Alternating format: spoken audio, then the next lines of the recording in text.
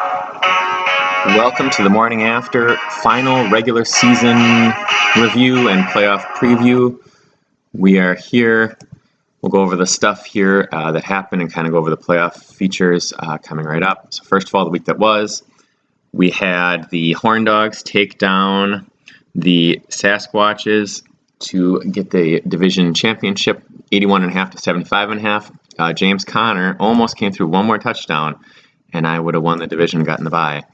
But no, Horn Dogs had a big week. They're led by a resurgent Russell Wilson, and everyone just having a pretty good day. Kansas City defense also having a huge day. Gargoyles were unable to get the number 2 seed as they fall to the Black Dingoes and Dalvin Cook, 93.5 to 82. Big game for Rodgers, big game for CEH, but Dalvin Cook was huge on Thursday night. Cardinals pulled off a win to get off of their skid, 73.5 to 35 against Price is Right. Najee Harris had the good day for my team, helped by Lamar Jackson putting up a 0 for the team Price is Right. Bruisers had a first round bye with the Gargoyles losing, and they took down the Minotaurs 68 to 65.5. The Bruisers had another pretty good, all around good week, nothing fantastic. Stafford 17.5, Green Bay's defense at 12, and the Minotaurs, Nick Chubb and Josh Jacobs let them down with only 5.5 combined points. Badgers continued their hot streak to end the year, 78.5 to 53 over the Maulers. Roethlisberger, yes, Ben Roethlisberger at 20 points to lead him over the 22.5 point led Maulers by Tom Brady. And then finally, we had the Little Big Men clinching a playoff spot, 80.5 to 68.5 over Dr. Dangerous. A big game for Josh Allen there.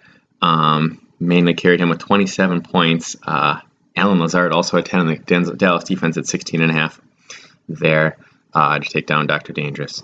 Hottest team to end the year, one of the hottest teams to end the year was the Dingoes, but they're unable to make the playoffs. High point standings, Horn Dogs won, used as a tiebreaker in our league. If it comes down to like second tiebreaker, but he ended up pulling it off. Gets a little bit of money for that. On to the playoff preview. 4 seed and the 5 seed. Cardinals and the Little Big Men. Cardinals are 30 and 14 in the playoffs with 8 titles. Strengths, Mahomes, yeah, sorta. Running backs, Najee Harris and Aaron Jones, and the number 2 kickers, Tucker. Mahomes kind of, sorta, has been good this year. The running backs have kind of hit or miss, so not true super strengths, I would say. Weaknesses, injuries, and suspension, Swift and Antonio Brown. Antonio Brown's been gone so long. And my number 1 receiver with DK Metcalf has fallen off the face of the earth. Has some potential, but yeah, right now, not awesome. A Little Big Man, 5 and 4 in the career in the playoffs, championships in 2011 and 18. Josh Allen right now has been on fire. Number 2 quarterback, the best player in fantasy right now is Jonathan Taylor. And the number 1 defense, amazingly, is Dallas. I did not know that until I looked this up, but they've been great. Second half. Weaknesses, number 3 receiver, to get Devontae Smith, and the flex of Jamal Williams. So there's some issues there. Next up in the grouping, we will take a look at, actually we'll go to this one first in the wild card pool. Team Price is Right, 6 and 1 in the career in the playoffs, 2-time champion at 16 and 20. Number 3 defense with the Bills. Number 7 receiver and Tyreek Hill, yes, kind of strength, kind of had some big blow ups. So again, sort of like Mahomes, not super strength. 2 of the top running backs in the second half of the season, in Antonio Gibson and Elijah Mitchell. Weaknesses is quarterback number 11, as Lamar has been struggling lately and he's hurt, and the flex of Beckham, although Beckham has been pretty darn good lately, so that might not be so much of a weakness. And finally, we have the Gargoyles, who are 0-8 in the playoffs. Number 6 quarterback in Rodgers, who's been playing great lately, and 3 top 10 receivers in Chris Godwin, Stephon Diggs, and Jamar Chase. Weaknesses is running backs, number 27 and number 65 running backs in CEH and Foreman. Foreman's now getting around, so he's not been that bad. And Clyde Edwards-Helaire is kind of up and down. So those are the 4 teams that are in the playoffs in a wild card pool. So whoever is the top 2 scorers will do it. So you have the Cardinals and the Price is Right. And then you have Little Big Men and the Gargoyles. And then the points per week thing here, we will take a look at their Bruisers are the number 1 seed, and we'll go over their playoff preview. I'm sorry, the Horn Dogs are the number 2. This got goofed up. So disregard this. The only thing we'll look at, oh, that didn't save right. That's why. Son of a gun. Unfortunately. That did not save right. I don't know why that did not save at all.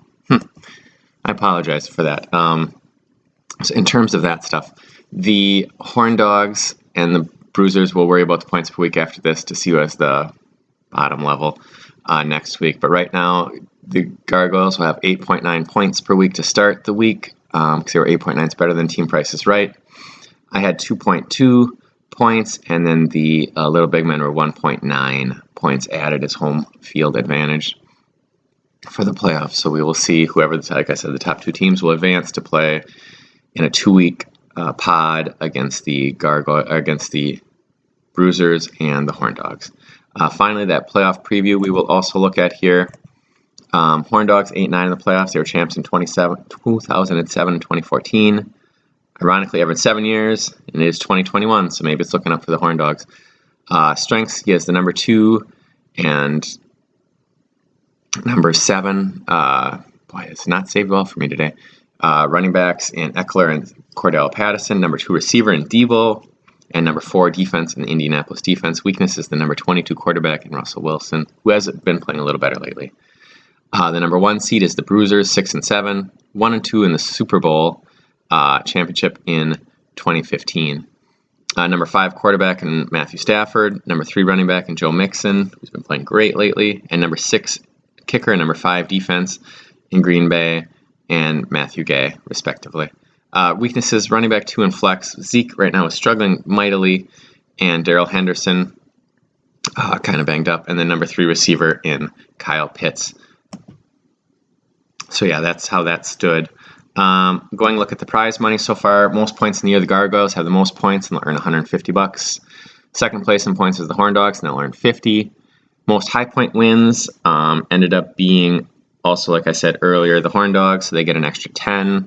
Gargoyles, Cardinals, Team Price is Right, and Little Big Men have each earned at least 25 in addition to what they, maybe more. Only one of them will earn an additional 25, the rest will earn more.